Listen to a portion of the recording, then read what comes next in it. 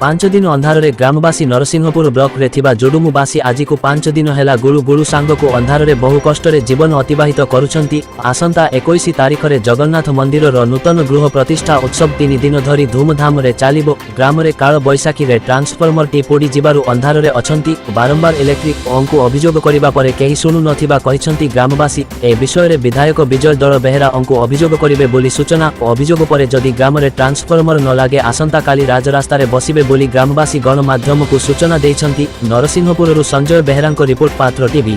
मो ना होची अनिरुद्ध महापात्र मु जोडमु ग्राम बासिंदा। आमको विगत 4-5 दिन जो काल बैसाखी है से आम ट्रांसफॉर्मर बिजुली रे घड़घड़ी मारिकी नष्ट हो जाएगी। ग्रामवासी समस्त अंधारे अच्छा।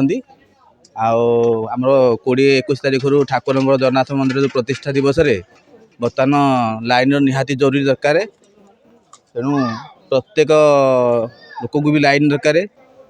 आमर जो 20-21 तारीख ठाकुर प्रतिष्ठा दिवस जो 4-5 दिन काम हम बर्तमान आज जो तारीख रे 17-18 तारीख आज तो हो गला 17-18 तारीख यही दिन भितर 2 दिन भितर काली भितर ट्रांसफॉर्मर बसिया निहाती जरूरी।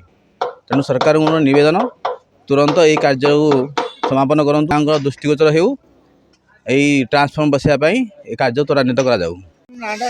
मोना कालांचरण परिड़ा कौन कहे गाँव में 5 दिन लाइन नहीं आगु को मंदिर प्रतिष्ठा कौन कहे आमर ये 5-6 दिन में आउ रहा 5 दिन 21 टू 24 भितर प्रतिष्ठा नूतन मंदिर को ठाकुर जी तेणु गाँव में लाइन ना बहुत हैरान हरकत लोक होती।